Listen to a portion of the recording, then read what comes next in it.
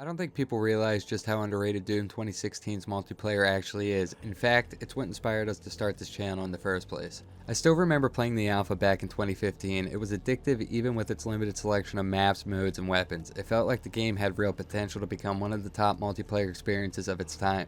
It really scratched an itch for me. I come from a Halo background, and while Doom 2016 wasn't exactly like Halo, it felt close enough to fill that void, especially after Halo started heading down the wrong path. The gameplay reminded me of a mix between Halo and classic arena shooters like Quake. It had loadouts like Call of Duty. I won't lie, I do wish it had stuck with the even starts, but I was willing to overlook that misstep.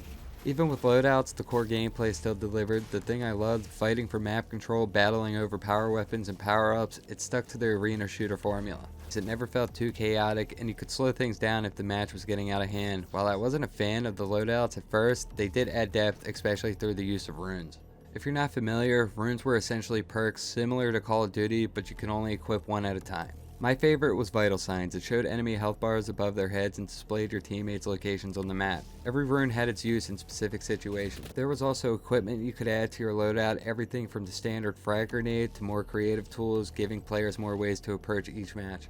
At the end of the day, the game was just fun. It struck a great balance between casual and competitive. It had everything an arena shooter fan could want.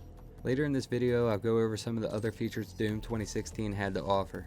Fast forward to the launch of the game, it was exactly what I expected, and it was even more incredible thanks to all of its content. Doom 2016 launched with 9 maps and 6 game modes, including some you rarely see in shooters. Like Freeze Tag and Warpath, a unique spin on King of the Hill where the control point constantly moves around the map. When it came to gameplay, seeing a game like this in 2016 was a breath of fresh air. We were still in the era of jetpack Call of Duty titles and movement-heavy shooters like Halo 5, which had completely changed Halo's identity from an arena shooter into something else entirely. Doom 2016 felt like a return. It proved that arena shooters still had a place in modern gaming. It didn't rely on movement mechanics. Instead, it simply increased the base movement speed. There was no sprint, no gimmicks, and yet the game felt incredible without them. They had demons you could play as, and somehow these overpowered demons didn't even seem to break the flow of the gameplay. They added more depth because it was essentially a power-up you had to fight over, just like the power weapons on the map. The maps were solid, the guns were fun, and while I wasn't a fan of the loadout system, it wasn't a deal breaker. At the time, I truly believed this might be a return of arena shooters, but sadly, we never got a multiplayer experience like this again. Not from Doom and not from any other developer. More on this later in the video and why that might be. Let's not forget this was a time before microtransactions became the norm. Doom 2016 launched with some of the craziest player customization I've ever seen in a multiplayer game. You could customize everything from individual armor pieces to small details like the colors of the lights on your suit. There were patterns and colors you could apply to both your armor and weapons, and tons of options to make your character look exactly how you wanted. They even included sliders for things like scratches and dirt. It was a simpler time. Now look at Halo Infinite. You have to pay just to unlock certain colors. Blue! For fucking blue! Doom 2016 even had emotes before they became a widespread trend in video games. Are you the kind of player who needs something to play for? Doom 2016 had that too. The game featured a career progression system, nothing groundbreaking but similar to Call of Duty's Prestige system. In Doom they were called echelons and there were 10 in total. As you climbed through the echelons you unlocked new weapons, armor sets, patterns, and various customization items to make you look as unique as you wanted.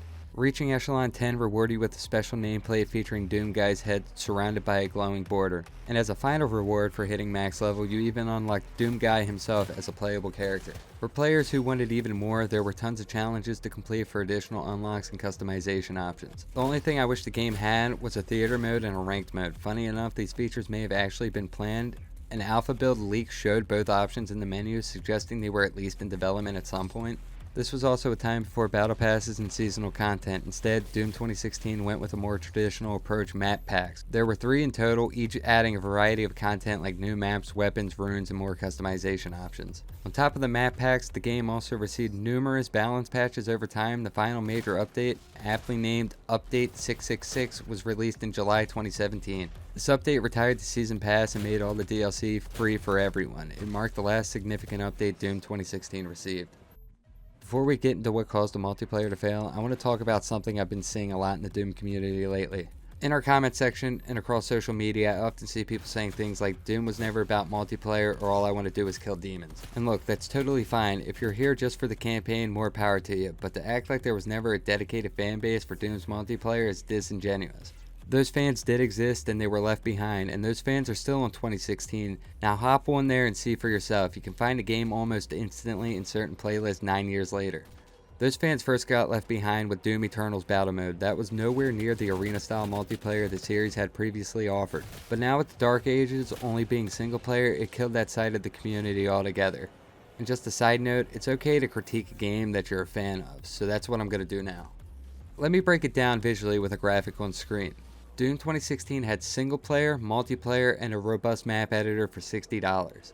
Doom Eternal had single player and battle mode. No map editor, still $60.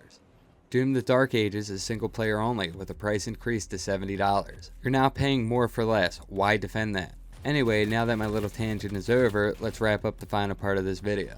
So why didn't Doom 2016 succeed? Why wasn't this the return of the arena shooter? A game with so much potential and genuinely solid gameplay, what went wrong?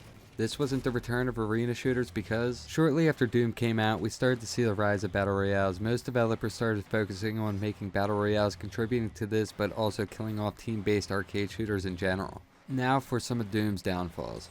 In my opinion, it was a combination of factors. For one, Doom was a dormant franchise leading up to 2016. The last major entry before that was Doom 3 in 2004, unless you want to count the BFG edition, which was just a re-release. That's over a decade without a major Doom title, which meant a lot of players had moved on or lost touch with the series. Another issue was the lack of long-term support features. There was no ranked mode, no featured playlist, and not enough to keep the hardcore community engaged over time. As I mentioned earlier, the map packs didn't help. They ended up splitting the player base even further. By the time update 666 dropped and made all the DLC free, most of the player base had already moved on. There were also some early balance issues that made the experience frustrating for new and returning players alike. But here's the thing, Doom is bigger than ever now. With more eyes on the franchise, I truly believe that if id Software released a standalone free-to-play Doom multiplayer game built on the foundation of Doom 2016, it could absolutely be a success. A modern version could offer faster updates, new content, and a sustainable revenue model. Doom 2016 laid the groundwork, now it's time to build on it and make something even better. I say id Software should give Doom multiplayer one last shot. Especially with battle royales and extraction shooters losing their popularity, we should look to the past to bring back the golden age of first-person shooters. Splitgate 2 is gaining popularity. Why not give bare-bones classic arena shooters a chance? So to summarize this video, the game was just good on almost every single level. They could have easily built on to Doom 2016 and it could have been even better in Eternal instead of abandoning it altogether. I know the majority of the Doom fans now didn't even get a chance to play the multiplayer of 2016, so they sit and hate on it, but if they had the chance to play it again today, I think that opinion would change. So if you enjoyed this video, leave a like, comment, subscribe, and follow us on other social media for updates. Thanks for watching.